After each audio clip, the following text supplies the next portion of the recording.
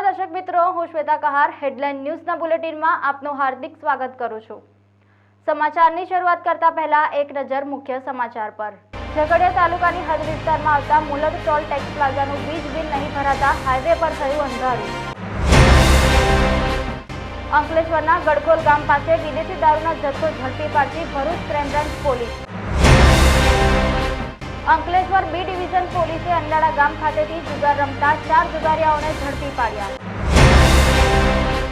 ભરૂચમાં ભરચક વિસ્તારમાં આખલા બાખડિયા વાહન ચાલકો માટે જીવનું જોખમ યથાવત। સાવલી તાલુકાના માજી ધારાસભ્ય અને પૂર્વ સાંસદીય સચિવ વિરુદ્ધ લેન્ડ ગ્રેબિંગના કરવામાં આવ્યા આક્ષેપો। તો હવે જોઈએ વિગતવાર સમાચાર। થોડા સમય પહેલા ભરૂચ નગરપાલિકાનું વીજ બિલ બાકી પડતા શહેરીજનોએ અંધારપટનો સામનો કર્યો હતો।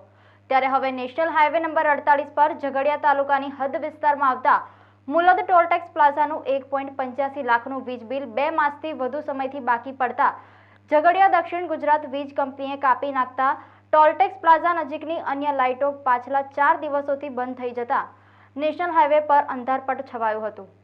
ઝઘડિયાથી મુલદ નેશનલ હાઈવે પર આવતા બ્રિજની લાઇટો પણ બંધ થઈ જતા અંધારાના કારણે વાહન ચાલકોને અકસ્માત થવાનો ભય સતાવી રહ્યો છે। ઝઘડિયા તાલુકા કોંગ્રેસ પ્રમુખે વધુમાં જણાવ્યું હતું કે ટોલ ટેક્સ પ્લાઝાના સત્તાવારોએ વાહનોનો ટેક્સ વસૂલે છે તો સુવિધાઓ પણ પૂરતી આપવી જોઈએ। મુલદ ટોલ ટેક્સ પ્લાઝા અને NHAIના ગેરજવાબદાર વહીવટની વાત કરવા આવે છે। આ તમે મારી પાછળ જે જોઈ રહ્યા છો તે મુલદ ચોકડીનો ફ્લાયઓવર છે। તમે તેના હાઈ માસ્ક જોઈ રહ્યા છો કે તે બંધ છે, તેમજ મુલદ ફ્લાયઓવરની લાઇટો પણ બંધ છે। હવે આનું કારણ મને અહીં જાણવા મળ્યું છે કે NHAI દ્વારા 2 લાખ રૂપિયાનું વીજ બિલનું ભરપાઈ કરવામાં આવી નથી। તેમજ જો આપણે મુલદ માંડવા પુલ તરફ જઈશું તો જતા અને ત્યાંથી પરત આવતા બંને તરફ ઘણી બધી લાઇટો બંધ છે, જેનું કારણ મને એવું જાણવા મળ્યું છે કે તે મેન્ટેનન્સના લીધે બંધ છે। એટલે તમે જોઈ શકો છો કે આટલો ટોલ ટેક્સ ઉઘરાવા છતાં પણ અહીંના લોકોએ અને જે નેશનલ હાઈવે પરથી પસાર થતા લોકોએ કેટલી હાલાકીનો સામનો કરવો પડી રહ્યો છે। હું તમને આ વિડીયોની સાથે જે અહીંની પરિસ્થિતિ છે તેના ફૂટેજ પણ શેર કરીશ।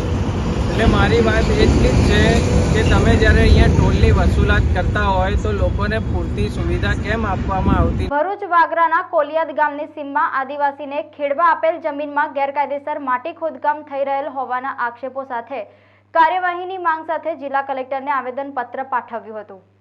વેંગણીના રહીશો દ્વારા જણાવાયું છે કે ગામના રહીશ નામે અરવિંદભાઈ અભયસિંહભાઈ ગેરકાયદેસર માટી ખોદકામ ખાણ ખનીજની પરમિશન વગર તેમજ ગ્રામ પંચાયતના ખોટા ઠરાવો રજૂ કરી કોલિયાદ ગામના આદિવાસીને ખેડવા માટે કલેક્ટર તરફથી જમીન આપેલ છે તેમ જણાવ્યું હતું।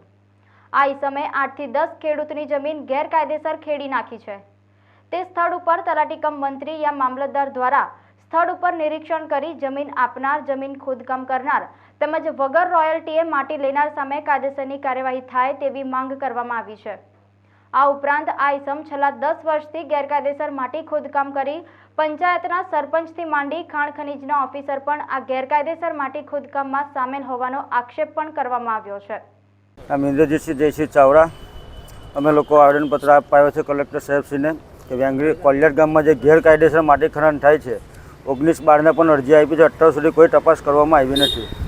ઉપલા અધિકારીઓ સુધી બધું ચાલી રહ્યું છે તંત્ર, કાયદેસરની કાર્યવાહી થવી જોઈએ અને માપણી થવી જોઈએ અને જે કંપનીમાં લખ્યું એની હું માપણી થવી જોઈએ અને આને જેલ ભેગા થવા જોઈએ। હવે ભૂમાફિયાઓને ગમે તે હિસાબે પકડીને જેલ ભેગા કરો, અમારી માગણી છે। કલેક્ટર સાહેબને અમે આવેદનપત્ર આપવા આવ્યું છે। ભરૂચ LCBની ટીમ અંદાડા રોડ પર આવેલા ગડખોલ ગામ નજીક નાળાવાસ પાસે વોચ ગોઠવી હતી। માહિતીવાળી ગાડી આવતા પોલીસે તેને રોકી કોર્ડન કરી ગાડીમાં તલાશી લેતા ગાડીની સીટના નીચે તથા ગાડીની ડિક્કીમાંથી ગેરકાયદેસર ભારતીય બનાવટના વિદેશી દારૂની બોટલો તેમજ પાઉચ નંગ 696 જેની આશરે કિંમત ₹69,600ના મુદ્દામાલ સાથે એક ઇસમ નામે જગમોહનસિંહ ભાકરસિંહ અટવાલ રહેવાસી હિમાચલ પ્રદેશ સહિત 2 મહિલાઓને ઝડપી પાડી તથા વિદેશી દારૂનો જથ્થો ભરેલી I-20 4 વ્હીલર કાર કે જેની આશરે કિંમત ₹5 લાખ મળી કુલ 5,81,600નો મુદ્દામાલ કબજે કરી કાયદેસરની કાર્યવાહી હાથ ધરી હતી. અંકલેશ્વર બી ડિવિઝન પોલીસ મથકનો સ્ટાફ પેટ્રોલિંગમાં હાજર હતો. તે દરમિયાન માહિતી મળી હતી કે અંદાડા ગામે ખ્રિસ્તી ફળિયામાં ખુલ્લી જગ્યામાં 4 ઇસમો પાના પત્તા વડે હાર જીતનો જુગાર રમાડી રહ્યા છે. જેવી ચોક્કસ માહિતીના આધારે પોલીસે સ્થળ પર દરોડા પાડ્યા હતા.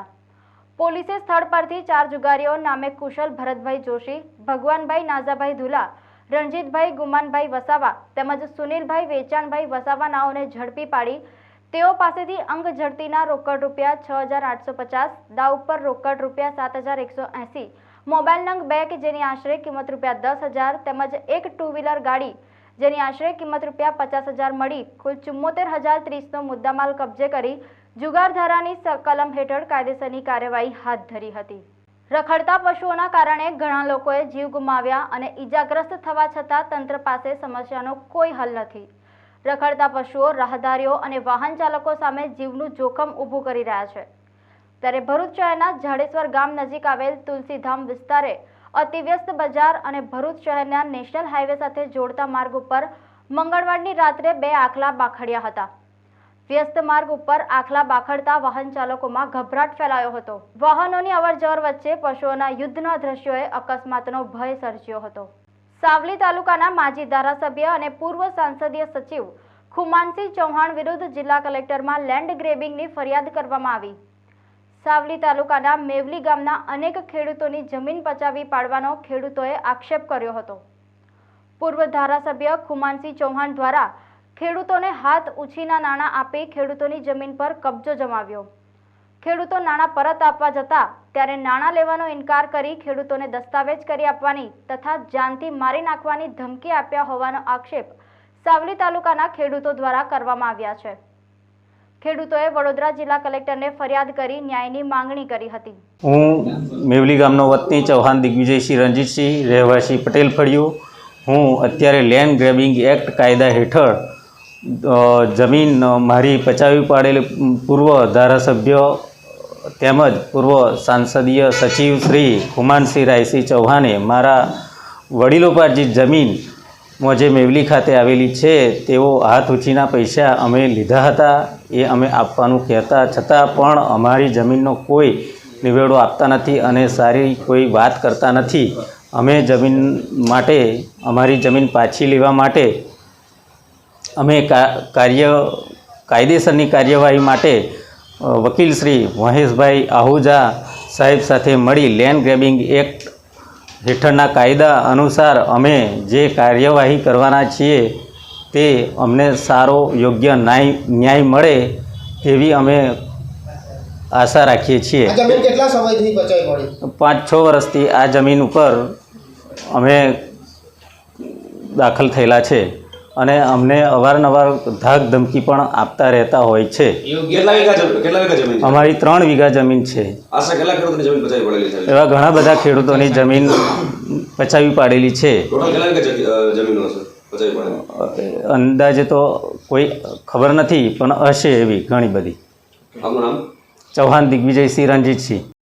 મેવલી ગામના ખેડૂતો છે જે આપણી પાસે આવ્યા છે અને આક્ષેપ એવો છે કે માજી ધારાસભ્ય કોંગ્રેસના અને સંસદીય સચિવ ખુમાનસિંહ રાયસિંહ ચૌહાણ જેઓએ શું છે કે મદદ કરવાના બહાના હેઠળ અલગ અલગ ખેડૂતોને મદદ કરે છે અને પછી એ જમીન પચાવી પાડે છે અને જમીનનો કબજો છોડતા નથી. ખેડૂતો પૈસા પાછા આપવા જાય તો લેવાની ધરાર ના પાડી દે. આ જમીન તો તારા બાપાએ મને જ આપેલી છે, કોઈને અંદર નહીં પેસવા દઈએ.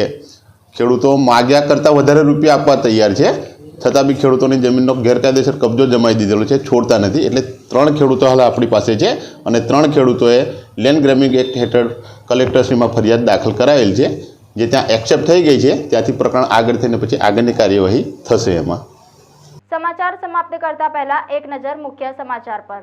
ઝઘડિયા તાલુકાની હદ વિસ્તારમાં આવતા મુલદ ટોલ ટેક્સ પ્લાઝાનું વીજ બિલ નહીં ભરાતા હાઈવે પર થયું અંધારું. અંકલેશ્વરના ગડખોલ ગામ પાસે વિદેશી દારૂનો જથ્થો ઝડપી પાડતી ભરૂચ ક્રાઇમ બ્રાન્ચ પોલીસ.